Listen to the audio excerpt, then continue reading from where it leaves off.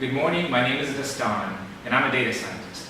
In the last 2 weeks, I've spent analyzing drug prescription data from Medicare, and I wanted to build a machine learning model to predict healthcare fraud. In the next few slides, I'm going to show you my findings, but before we proceed, let's go over some numbers. According to the American Institute of Medicine, the healthcare fraud costs U.S. taxpayers $750 billion per year. And the OIG reports improper payment rate of 10% in their Medicare Advantage program. And just a few weeks ago, this came out. It's the biggest healthcare fraud takedown to date, which alone cost us $2 billion. Now, how do we go about investigating a healthcare fraud case? Well, it turns out the process begins with a formal complaint filed with the FCC. This is a slow and a labor-intensive process. And I propose to introduce some passive methods using machine learning and artificial intelligence. I began incorporating into my model data from Medicare and the OIG. The predictive data comes from Medicare, which includes a set of 6 different features, which I'm going to cover later. And the OIG is going to include my target data, which is basically doctors that are excluded from practicing medicine.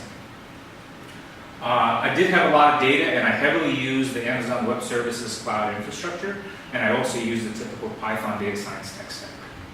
Now, common to most fraud cases is the class imbalance features.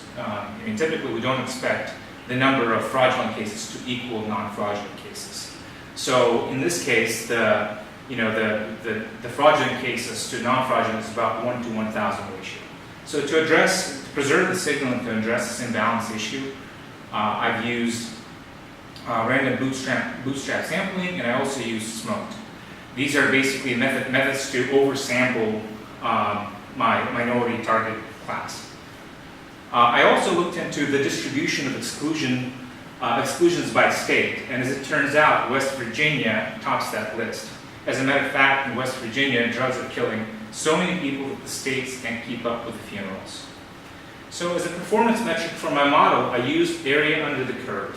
As you can see here on the right, area under the ROT curve is a typical methodology or metric used for assessing the trade-off between correctly classifying a fraudulent case versus, as you decrease the sensitivity, versus including misclassified non-fraudulent cases. And so the best performing model was a gradient boosted trees with an aux score of 0.78. And the model also happened to pick up on a total 30-day fill count as the most important predictive feature. In the future, I hope to incorporate the following data sets to further improve on the performance of my model. And you can find more details on this project on my GitHub page. Thank you for your time.